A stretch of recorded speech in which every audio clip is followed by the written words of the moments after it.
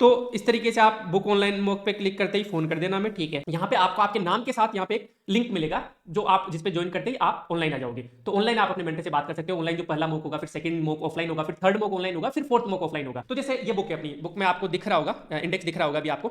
सब बोलते हैं कि भाई अनबाइज्ड व्यू रखना चाहिए। हमने यहाँ पे लिखा है कि देखो, क्वेश्चन पूछ लिया आपसे कि कौन सी पॉलिटिकल पार्टी अच्छी लगती है, तो आपको किस तरीके से जाना है, आपको कि आपके फेवरेट पॉलिटिकल लीडर कौन है। अब इसका आंसर आपको क्या करना है। अब ये इन्फॉर्मेशन मैंने क्यों दी है कि भगवान ने करे आप 5 मिनट लेट हो गए, मान लो 9 बजे की एंट्री थी, आप 9:05 पे हो गए, तो आप इस इन्फॉर्मेशन को पढ़ने के बाद में हड़बड़ाओगे नहीं, क्योंकि अब आपको पता है यार इंडिया में मेजर प्रॉब्लम्स क्या क्या है। तो आप सीधे शुरू हो गए, नहीं आप तोड़ो ना कि सर सोशली ये प्रॉब्लम्स है, सर इकोनॉमिकली ये प्रॉब्लम है कि इनइक्वालिटी बढ़ती जा रही है इंडिया में, सर इकोलॉजिकली यदि पारिस्थिति के बारे में बात करें राजस्थान में, तो सर अरावली का जो खनन है वो बहुत बढ़ रहा है ना, अरावली माइनिंग बहुत ज्यादा हो रही है। सॉरी सर, कल्चरली हम बोले तो सर हम कल्चरली इरोड होते जा रहे हैं, वेस्टर्नाइजेशन थोड़ा इंपैक्ट कर रहा है, फास्ट फूड जो हमारा जो फूड कल्चर है वो थोड़ा कहीं ना कहीं इरोड होता जा रहा है। आपने क्या किया, आपके जो क्वेश्चन है आंसर है उसको आपने तोड़ दिया। महिलाओं को आर्म फोर्सेज में अलाउ करना उचित है क्या। अब इसमें आपको प्रैक्टिकल आंसर देना है, ऐसा नहीं कि नहीं महिलाएं भी पुरुष के बराबर ताकतवर है, नहीं सर, ये बिल्कुल बायोलॉजिकली प्रूवन है कि यदि मस्कुलर स्ट्रेंथ की बात करें तो महिलाओं की कम होती है। लेकिन अब यहाँ पे आपने क्या कर दिया कि प्रैक्टिकल आपका आंसर दे दिया कि हाँ यार ये आदमी प्रैक्टिकल है, कि सही बात है कि मस्कुलर स्ट्रेंथ तो कम होती है महिलाओं की, लेकिन अब आप यार गीता फोगाट से कंपेयर करोगे तो वो बात अलग है, लेकिन इन जनरल जो मस्कुलर स्ट्रेंथ है, जो हार्मोन्स वाला ले लो या फिर बायोलॉजिकल इवोल्यूशन वाला ले लो, लेकिन सर कॉम्बैट जो है, वो युद्ध है, वो सिर्फ मस्कुलर स्ट्रेंथ का तो नहीं रहा। अब तो कॉम्बैट में आपको दिमाग भी काम आता है, आपको इमोशनल इंटेलिजेंस जो कि महिलाओं में ज्यादा होती है ना, वो भी काम आती है। तो इसलिए और ऑनरेबल सुप्रीम कोर्ट ने एनडीए में अलाउ किया है महिलाओं को। आप सुप्रीम कोर्ट के केस का नाम दे दो, Kush Kalra versus Union of India. Participation जरूर कर लेना यार, हम कितना भी ज्ञान दिले, unless and until you do not participate in all these discussions, you do not participate in the online and offline mock, कपार नहीं पड़ेगी भाई। पार्टिसिपेशन जरूर रखना, अच्छे अच्छे दोस्त बनाओ यार। मतलब मैं बोल रहा हूँ कि 50% ही लोगों का इंटरव्यू पास होगा, मतलब फाइनल रैंक, तो जो 50% है वो खाली हाथ नहीं जानी चाहिए, अच्छे अच्छे दोस्त बनाओ, इनमें से किसी की रैंक बना सकती है, किसी की रैंक 10 आ सकती है, दोस्त बनाओ अभी इस टाइम से, है ना। हाँ जी, तो बात करते हैं प्राइम बैच के बारे में, practical RS interview mentorship experience. भाई इसमें ऐसा प्रैक्टिकल क्या है और कैसे एनरोल करना है, क्या पूरा प्रोसीजर रहेगा, स्टैंडर्ड ऑपरेटिंग प्रोसीजर एसओपी क्या रहेगा अपना, कंटेंट किस तरीके से दिया जाएगा, किस तरीके से डिस्कशन होगा, ऑफलाइन मॉक कहाँ पे होंगे, पैनल में कौन होगा, करंट के बारे में थोड़ी सी बात करेंगे। तो सारा एक बार ब्रीफ में मैं 15-20 मिनट में आपको बता देता हूँ। यार प्रैक्टिकल का देखो, मैं बात करूँ तो हम लोग इस प्रोसेस से गुजरे हुए हैं रिसेंटली।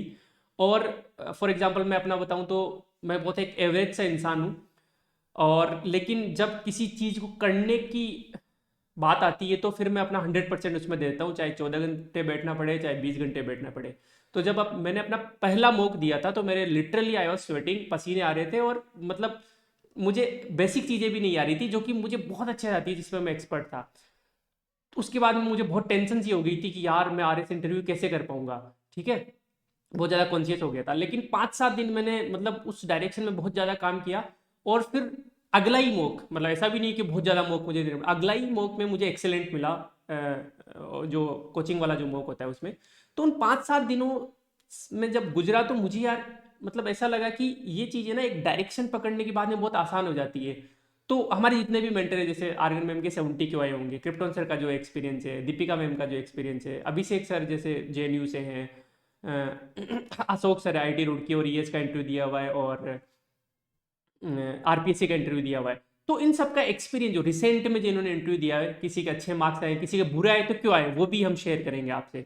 तो कुछ लक का पार्ट भी होता है, तो इसलिए ये सब चीज़ ना डुएबल है, मतलब इंटरव्यू को लीड भी किया जा सकता है। और प्रैक्टिकल नाम इसलिए रखा है क्योंकि सच में कि देखो ये सबको पता है कि यार इंटरव्यू में ना अनबाइज्ड रहना है, अपने को पॉलिटिकली न्यूट्रल रहना है, ऑनेस्टी और इंटीग्रिटी दिखानी है। दिखानी कैसी है ये बताओ ना, कॉन्फिडेंट रहना है, नर्वस नहीं रहना, ठीक है, ये सबको पता है। ये ट्रेड्स एक ऑफिसर्स के होने चाहिए, ऑल की जैसे बोलते हैं ऑफिसर लेवल क्वालिटीज होनी चाहिए। बट ये डेवलप कैसे करनी है, इनकलकेट कैसे करनी है, इंटरव्यू पैनल को दिखाना कैसे कि यार मुझ में ये क्वालिटीज है, मतलब ऑनेस्टी का मतलब कैसे दिखाऊंगा। ऐसे मैं बोलूंगा कि मैं ऑनेस्ट हूं तो कोई नहीं मानेगा, है ना। तो वो आपको आंसर्स में कैसे एम्बेड करना है कि आपको ऑनेस्टी दिखे उनको, तो उनके बारे में भी अपन बात करेंगे। कंटेंट अपनी एक बुक आ रही है पूरी प्रॉपर इंटरव्यू पे, आर्गन मैम की डायरेक्शन में, तो उस पर भी अपन थोड़ी सी बात करेंगे। तो सबसे पहले तो अपन बात कर लेते हैं कि हाउ टू एनरोल, पूरा प्रोसीजर में बता देता हूँ।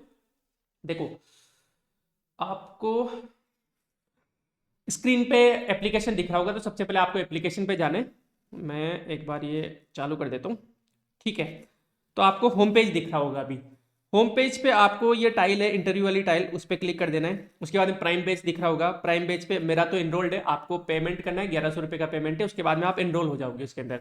एनरोल होने के बाद में व्यू कोर्स पे जाओगे, लाइव वाला सेक्शन आपको भी नो कंटेंट अवेलेबल दिखाएगा, खाली दिखाएगा। ये कब दिखाएगा आपको?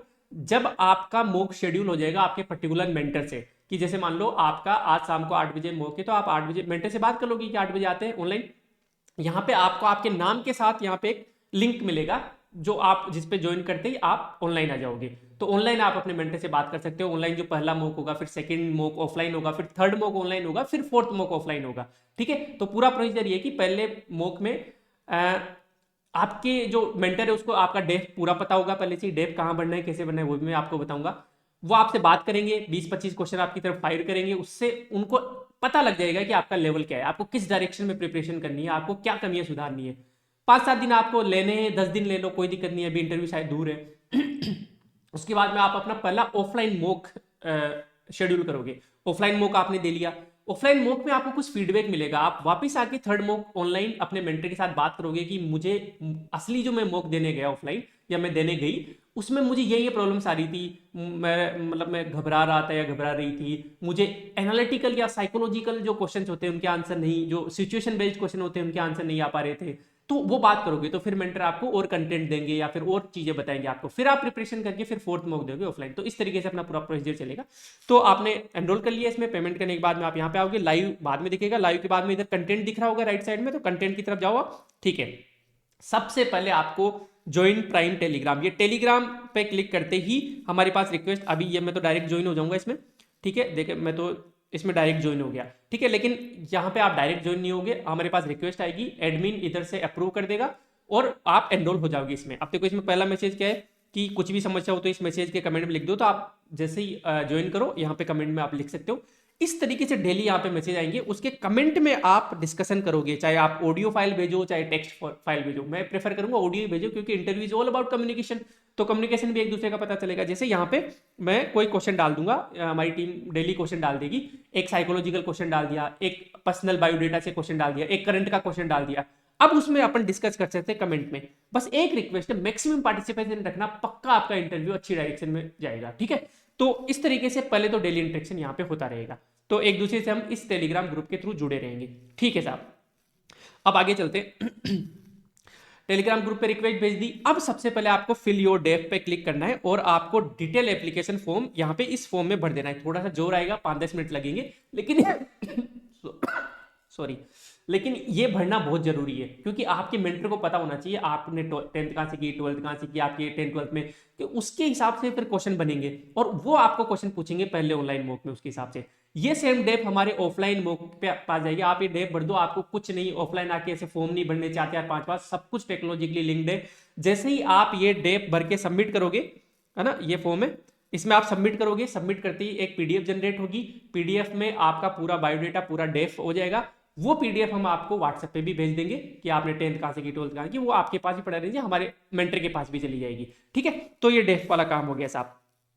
तो 2 काम आपने कर लिए, ज्वाइन करते ही लिंक भेज दिया, टेलीग्राम पे ज्वाइन हो गए, डेप भर दिया। डेप भरने के बाद में आप क्या करो, ये जो 2 नीचे बटन दिए हुए, बुक ऑनलाइन मॉक या बुक ऑफलाइन मॉक, जो भी आपको, जैसे ऑनलाइन बुक करवाना है तो इस पर क्लिक करते ही देखो नीचे फोन नंबर का ये निशान आ गया, इस पर दबाओ, फोन आ जाएगा हमारे पास। फोन पे आप अपनी हमारी टीम से डिस्कस करो कि किस दिन आपको ऑनलाइन मॉक करना है। टीम आपको आगे से ही फोन कर देगी, पहली बात तो 1-2 दिन में, जैसे आज आपने आज इनरोल किया, ठीक है, तो 1-2 दिन में आपके पास कॉल आ जाएगा या मैसेज आ जाएगा कि आपके मेंटर ये हैं, और फिर अपन फर्दर बात कर सकते हैं। तो थोड़ा सा पेशेंस रखना, क्योंकि यार थोड़ा मेंस में भी बिजी हैं हम लोग, तो थोड़ा सा पेशेंस रखना।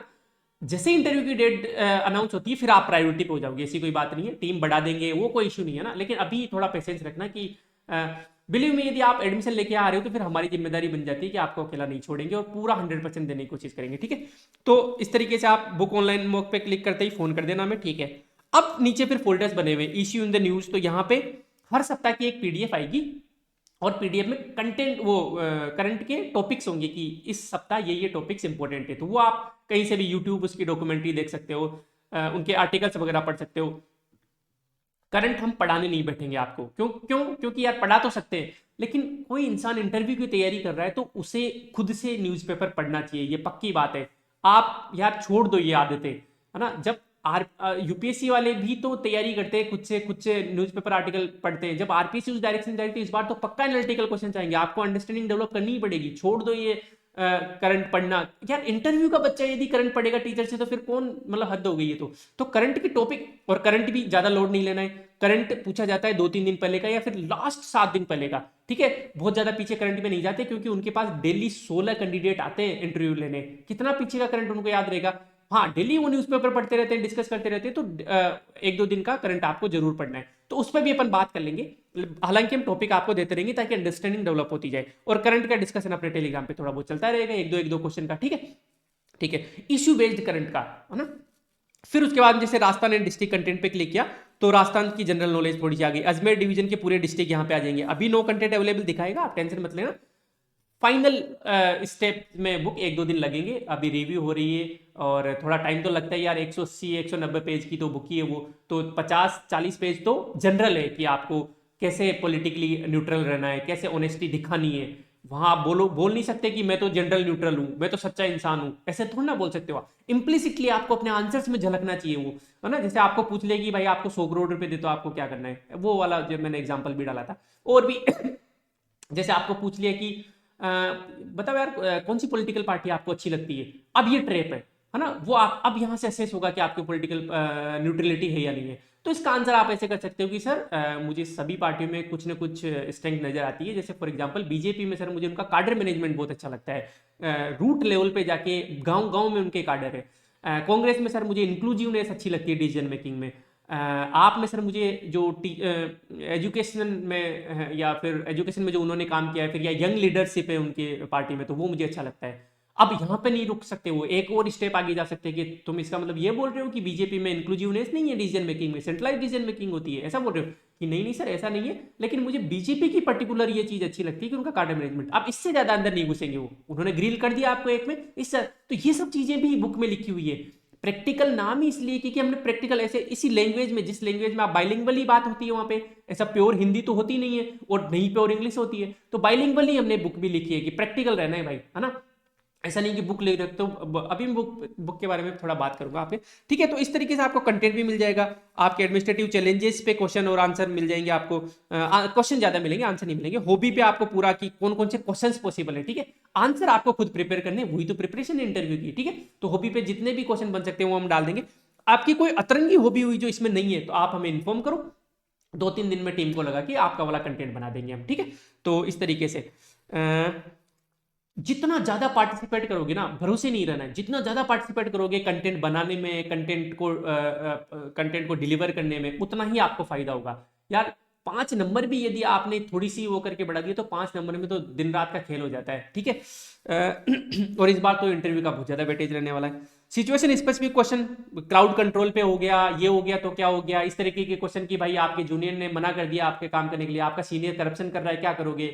नेताजी पॉलिटिकल प्रेशर डाल रहे हैं इलीगल काम करने के लिए, या फिर जो काम थोड़ा जस्टिफाइड नहीं है, क्या करोगे। तो उसमें आपकी प्रैक्टिकल आंसर, ऐसा नहीं कि सर मैं मना कर दूंगा डायरेक्ट, नहीं, that is not a practical. जो पॉलिटिकल लीडरशिप है उसके साथ आपको अच्छे ताल्लुक बना के रखने, नहीं तो आपकी जो डिवीजन का काम रुक जाएगा, है ना। बहुत सारे जब आपको टीम की तरह काम करना पड़ेगा, तो ऐसे एक प्रैक्टिकल आंसर देना कि नहीं मैं काम भी नहीं करूंगा इलीगल, लेकिन मैं उनकी गुड बुक्स में रहूंगा, उनको हर्ट भी नहीं करूंगा। तो ये इस तरह कैसे आंसर करने होते हैं, तो ये बुक में भी लिखा हुआ है, अपन भी बात कर लेंगे इन चीजों के बारे में, ठीक है। तो ये सब चीजें हैं, तो इस तरीके का यहाँ पे इस पे कंटेंट मिल जाएगा आपको, थोड़ा शांति रखनी है बस, ठीक है साहब।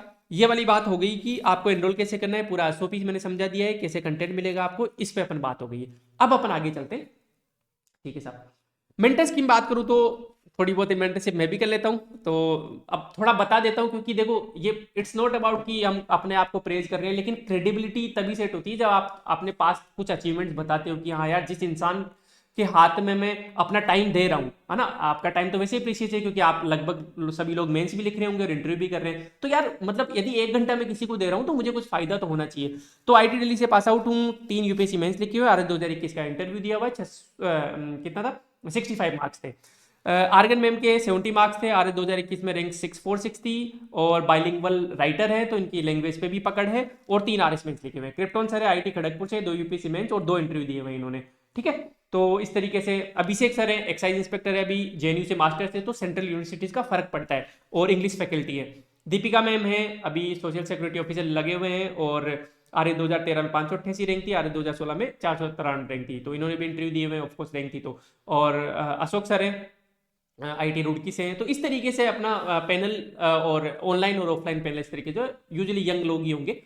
कंटेंट पे यदि मैं बात करूं तो कंटेंट पे मैं बता देता हूं आपको, ठीक है। तो जैसे ये बुक है, अपनी बुक में आपको दिख रहा होगा, इंडेक्स दिख रहा होगा अभी आपको। तो बेसिक्स ऑफ आरएस चैप्टर 1, जैसे understanding the RS interview process, ये बहुत जरूरी है यार, आरएस इंटरव्यू प्रोसेस को समझना। मैंने पूरी अपनी ट्रांसक्रिप्ट लिखी है यहाँ पे, आपने पढ़ी भी होगी।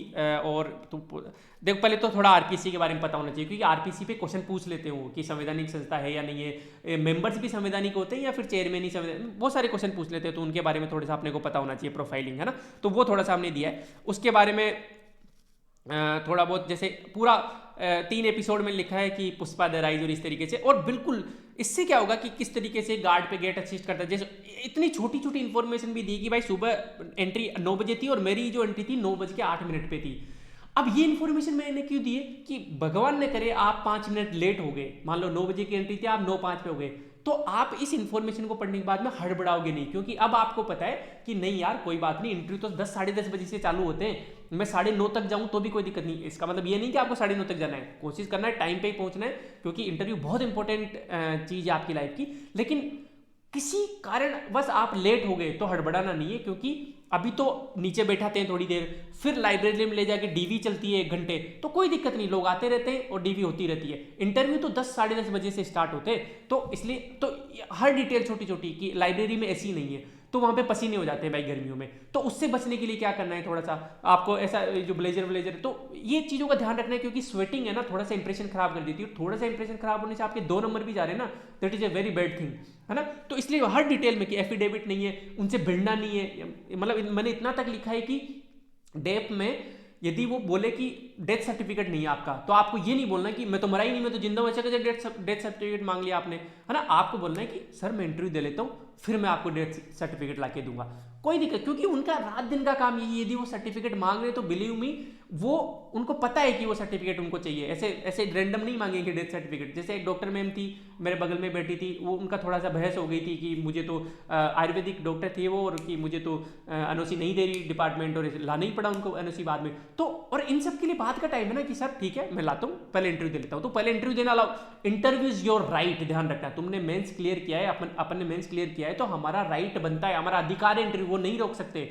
आपका जो शेड्यूल टाइम है उस पर इंटरव्यू होगा ही होगा, चाहे आपके पास कुछ भी डॉक्यूमेंट मत लेके जाओ ना आप, तो भी इंटरव्यू होगा आपका, ठीक है। उसके बाद में आप आओ, फिर उनसे बात करो कि अच्छा सर ऐसा ऐसा ऐसा एफिडेविट लगवा, तो कोई दिक्कत नहीं है कि मैं 5 दिन में दे दूंगा, 10 दिन, इवन रिजल्ट तक भी आप डॉक्यूमेंट नहीं देते हो तो भी आपका रिजल्ट आता है, प्रोविजन लिखा आता है उसके आगे, आप बाद में भी सबमिट कर सकते हो। तो अपने को रखना सारे, उसके अलावा क्या क्या डॉक्यूमेंट्स रखने हैं, किस तरीके से पैनल होता है, क्या होता है, सारी चीज़ें एपिसोड में बताइए, किस तरीके से टेबल होती है चेयर के सामने, है ना, किस तरीके से आपको एग्जिट कैसे करना है, ऐसा नहीं कि डायरेक्ट उठ के घूम गए, नहीं, डायरेक्ट उठ के घूमना नहीं होता, 2 कदम पहले पीछे चलना होता है, इस तरीके से करके और फिर जाना होता है, डायरेक्ट घूमना पीठ दिखाना होता है, जो कि थोड़ा डिसरेस्पेक्ट का साइड माना जाता है। तो छोटी छोटी चीज़ें इनके बारे में डिस्कस कर लेंगे अपन, ठीक है। तो ये वाली चीज़ हो गई। उसके बाद में मैं बताता हूँ आपको, अच्छा ठीक है, qualities of a good candidate. अब देखो सब बोलते हैं कि भाई अनबाइज्ड व्यू रखना चाहिए, हमने यहाँ पे लिखा है कि देखो क्वेश्चन पूछ लिया आपसे कि कौन सी पॉलिटिकल पार्टी अच्छी लगती है, तो आपको किस तरीके से जाना है, आपको कि आपके फेवरेट पॉलिटिकल लीडर कौन है। अब इसका आंसर आपको क्या करना है, या तो किसी स्वर्गवासी का नाम लो, क्योंकि यूजुअली इंटरव्यू पैनल को ज़्यादा फर्क नहीं पड़ेगा, यदि वो किसी के एंटी भी होंगे तो भी ज़्यादा फर्क नहीं पड़ेगा, क्योंकि हम यूजुअली जो लोग चले गए उनकी रेस्पेक्ट करते हैं, तो जैसे या फिर स्वर्गवासी प्लस वो लीडर जिनकी across the political line respect थी, जैसे अटल बिहारी वाजपेयी होगी, उनको कांग्रेस के लोग भी पसंद करते हैं, मनोहर पारिकर जी हो गए, उनको कांग्रेस के लोग भी पसंद करते हैं, ऐसे ही कांग्रेस में कोई नेता हो सकते हैं। जैसे यहाँ पे यदि हम राजस्थान की बात करें तो सर मुझे सचिन पायलट जी अच्छे लगते हैं, क्यों, क्योंकि यार सचिन पायलट जी के बीजेपी वाले भी रेस्पेक्ट करते हैं, उन्होंने कभी आज दिन तक उनका कोई स्टेटमेंट सुना, he is a very mature political leader, कभी किसी के बारे में गलत नहीं बोला। तो अपोजिट पार्टी से हो सकता है कोई आपका इंटरव्यू पैनल में कि बीजेपी से एफिलिएशन रखता हो, है ना, लेकिन सचिन पायलट जी के बारे में वो गलत, या हेमाराम चौधरी जी हैं कांग्रेस से लेकिन बहुत सज्जन से आदमी है, उनको ज्यादा फालतू की चीजों से मतलब नहीं था। तो ऐसे पॉलिटिकल लीडर्स का नाम लेना है जो कि कंट्रोवर्सी में नहीं रहते, जो कि साफ सुथरी छवि के हैं, ठीक है, जिन पे कोई करप्शन के चार्जेस नहीं लगे हुए, तो ऐसा अपन नाम ले सकते हैं। तो ये सब चीजें भी अपन सीखेंगे वहां पे।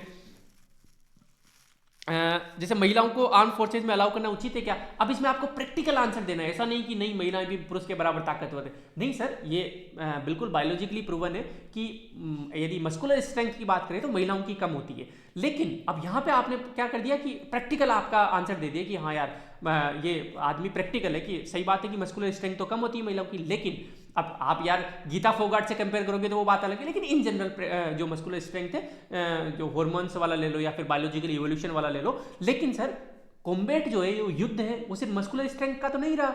अब तो कॉम्बैट में आपको दिमाग भी काम आता है, आपको इमोशनल इंटेलिजेंस जो कि महिलाओं में ज़्यादा होती है ना, वो भी काम आती है। तो इसलिए और ऑनरेबल सुप्रीम कोर्ट ने एनडीए में अलाउ किया है महिलाओं को। आप सुप्रीम कोर्ट के केस का नाम दे दो, Kush Kalra versus Union of India. अब देखो आपने दो तीन वो की, आपने प्रैक्टिकलिटी लगा दी कि मस्कुलर स्ट्रेंथ कम होती है, सुप्रीम कोर्ट के कंधे पर रख के बंदूक चलाई कि सर सुप्रीम कोर्ट ने भी माना है कि भाई अलाउ करना चाहिए आर्म फोर्सेज में।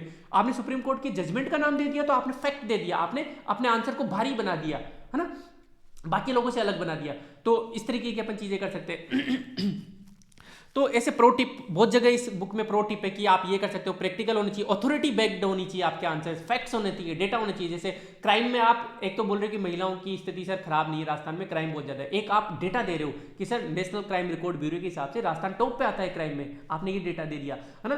तो अभी राजस्थान पत्रिका में तो आजकल चल ही रहा है वो क्राइम वाला। तो इस तरीके से तो ये सारी बुक हमने उसी तरीके से बनाई है कि बताओ अब ऑनेस्टी एंड इंटीग्रिटी रखनी चाहिए, ये सबको पता है। कैसे भाई, आप आपसे पूछ लिया सर कि बताओ यार बीटेक में आपके इतने परसेंटेज कम कैसे रहे, 55% ही कैसे रहे? तो अब ऐसे मत करो कि नहीं सर टीचर अच्छे नहीं थे, नहीं, खुद पे लो, कोई दिक्कत नहीं कि सर ऑनेस्टली सर पहली बार घर से बाहर गया था तो पढ़ाई प्रायोरिटी नहीं रही, यंग एज थी उस टाइम, और एक्स्ट्रा करिकुलर एक्टिविटीज़ में सर ज़्यादा इन्वॉल्व हो गया, जैसे स्पोर्ट्स वगैरह में खेलने लग गया था, और तो इसलिए मेरा तो ऑनेस्ट हो आप। ऐसा नहीं कि किसी और पे ढोल रहा हूँ कि सर मैं तो कॉलेज ही घटिया थी या फिर टीचर ढंग के नहीं थे सर, हमारे पास सुविधाएं नहीं थी, ये सब नहीं करना है। प्रैक्टिकल ऑनेस्ट आंसर दो।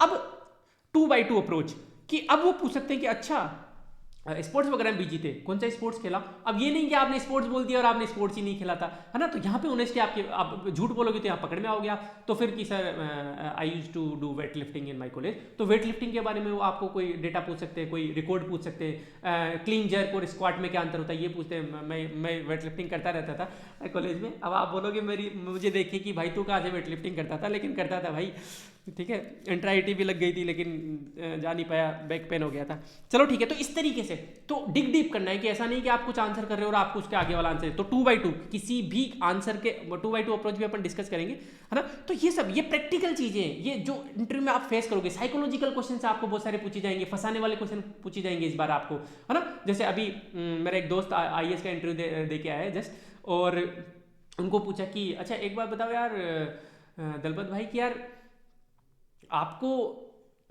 इंटरव्यू ने पूछा कि मैं एक IAS हूँ, ज़्यादा पैसे वैसे मिलते नहीं है, तो 20 साल बाद में आपको मान लो कोई आपके परिवार में भयंकर कोई रोग हो गया, बड़ा रोग हो गया और 1.5-2 करोड़ रुपए चाहिए, तो कहाँ से लाओगे पैसा? तो अब यहाँ पे वो पूछ रहे हैं आपको असेस कर रहे हैं कि आपने इंटरलाइज कर लिया कि यार IAS के पास ज़्यादा पैसे नहीं होते। तो फिर आपको आंसर करने की सर एक तो मैं इंश्योरेंस, क्योंकि मैं गवर्नमेंट जॉब में हूँ तो एक गवर्नमेंट का इंश्योरेंस होता है। दूसरा सर यदि मैं रिटायर्ड हो चुका हूँ उस टाइम तक तो मैं किसी भी प्राइवेट पार्टी का इंश्योरेंस ले लूँगा, क्योंकि 1200 रुपये में 1.5 से 2 करोड़ का कवर मिल जाता है आजकल। तो आपने एक प्रैक्टिकल आंसर दिया इंश्योरेंस। उसके अलावा सर मैं यदि नहीं हो पाता ऐसा तो मैं लोन लेने की कोशिश करूँगा, अपने दोस्तों से सर मैं बोरो करने की कोशिश करूँगा, है ना। ठीक है, यहाँ पे आप स्टक कर गए ऐसे क्वेश्चन में तो फिर वो पकड़ लेंगे कि ये तो करप्शन का सोच क्या है कि मेरे पास तो बहुत पैसे होंगे, इसके पास तो जवाब ही नहीं आगे का। इस तरीके के क्वेश्चन भी पूछ जाते हैं, IAS में पूछ जा रहे हैं। और RPSC तो मैं यार 2 साल से बोल रहा हूँ कि भाई UPSC के पैटर्न जा रहा है, अब प्री में भी जा रहा है। प्री में लोग बोलते थे कि आपके बड़े बड़े क्वेश्चन होते हैं और ऐसे ऐसे। अब ऑनेस्ट रिव्यू है कि हमने PDF भी डाली है कि यार 110+ नंबर के डायरेक्ट टेस्ट सीरीज से मैच हो रहे हैं, और इससे ज़्यादा तो क्या ही करें यार, है ना। बाकी लोग बोलते रहे कोचिंग माफिया है, कुछ भी बोलते रहे, we are doing our work honestly, ठीक है। तो क्योंकि इन चीज़ों का एक्सपीरियंस है ना, एक्सपीरियंस काम आता है चीज़ों में। तो सोशियो इकोनॉमिक अवेयरनेस देखी जाती है आपकी। ये सारी जो क्वालिटीज़ है ना इधर वाली, ये किसने बताई थी? खुद ये जो इंटरव्यू पे एक कमेटी बनी थी, कहाँ गई वो कमेटी, कोठारी कमेटी बनी थी UPSC की, उसने ये क्वालिटीज बताई थी। अब क्वालिटीज तो सब बताते हैं, लेकिन इनको दिखाना कैसे, आपको सोशियो इकोनॉमिक अवेयरनेस दिखानी कैसी है। तो जैसे आपको पूछ लिया कि यार आपकी लाइफ का ना सबसे जॉयफुल मोमेंट कौन सा है, आपको ये पूछ लिया उन्होंने। अब आपके पास मौका है कि आप दिखाओ कि यार मेरे में सोशियो इकोनॉमिक कंसर्न है। कि सर एक बार ऐसा हुआ था कि किसी फैक्ट्री में मैंने देखा था, मैं बगल में रहता था, बगल में फैक्ट्री थी, तो मैंने देखा था वहाँ 2 बाल मजदूर काम कर रहे थे। तो मैंने पुलिस में कंप्लेंट करके उन दोनों बाल मजदूरों को छुड़ाया था। और सर फिर अभी पिछले साल उनमें से मैं उनसे कांटेक्ट में था, और पिछले साल उनमें से एक का फ़ोन आया और बोला कि भैया मेरे 10वीं में 92% बने। तो सर मेरे लिए वो बहुत इंपॉर्टेंट या फिर जॉयफुल मोमेंट था कि मैंने किसी की लाइफ को कितना ट्रांसफॉर्म कर दिया। वो बच्चा फैक्ट्री में काम कर रहा था और आज वो पढ़ाई की तरफ चला गया है पूरा। तो वो मेरे लिए बहुत वो था।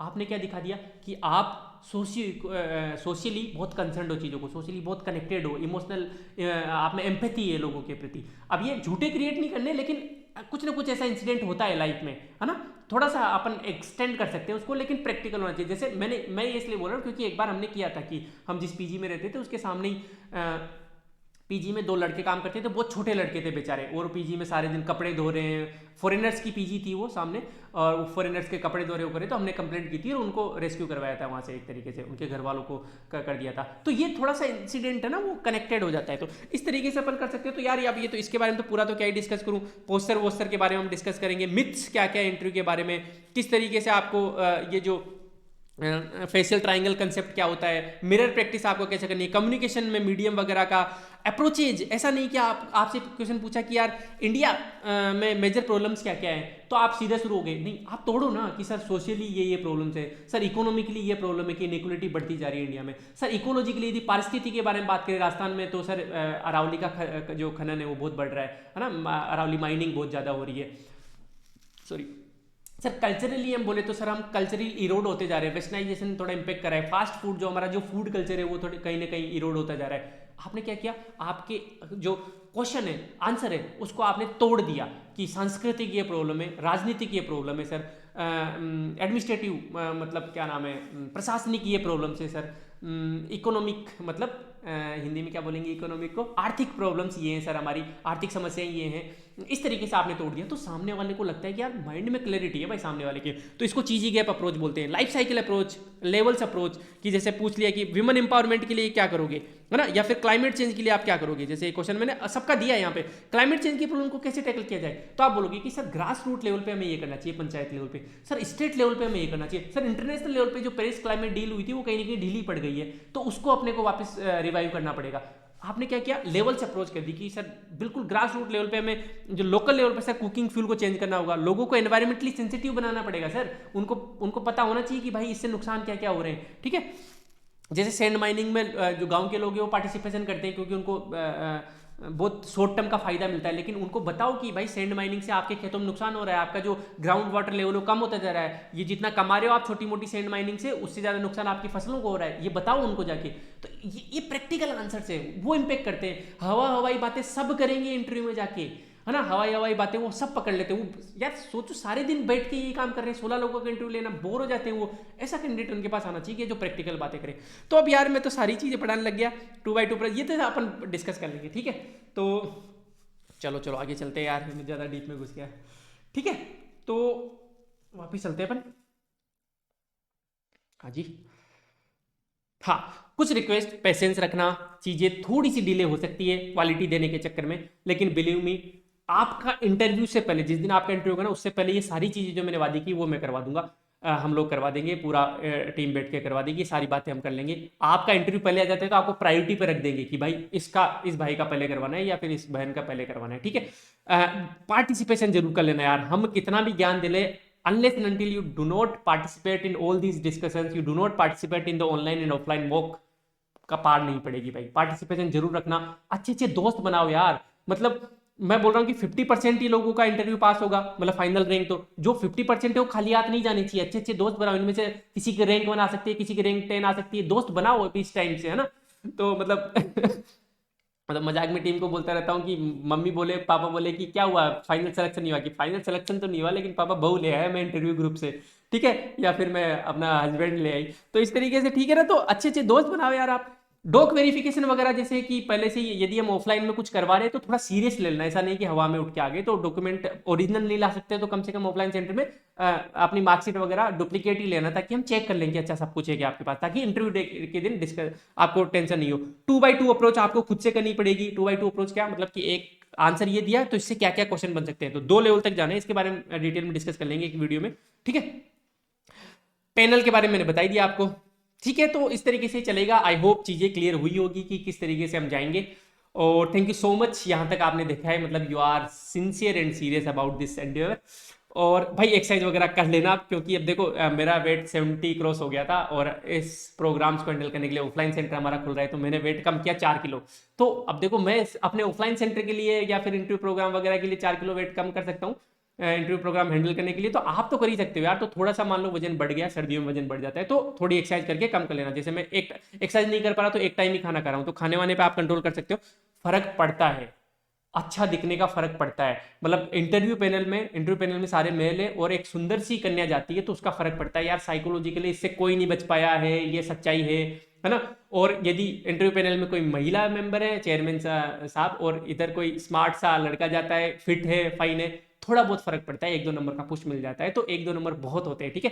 बाकी फ्रेंड्स एंड फैमिली मेंबर से टच में रहो, ज्यादा हवा में बताओ कि मैं इंटरव्यू दे रहा हूँ, भाई दोस्ती काम आते हैं, है ना। सिलेक्शन के बाद, वो सिलेक्शन के बाद की जो दोस्त बनेंगे वो उतने फीके ही बनेंगे, वो पोस्ट पे ही बनेंगे। अभी के जो दोस्त हैं वो हमेशा जिंदगी भर रहेंगे, ठीक है। तो ये सब चीजें थोड़ी अलग लग रही है तो लाइक कर दो, नहीं लग रही, बकवास लग रही तो कोई बात नहीं, डिसलाइक कर दो, कमेंट कर दो, अच्छे पॉजिटिव नेगेटिव, लेकिन कमेंट जरूर करना आप चीजों के बारे में, है ना।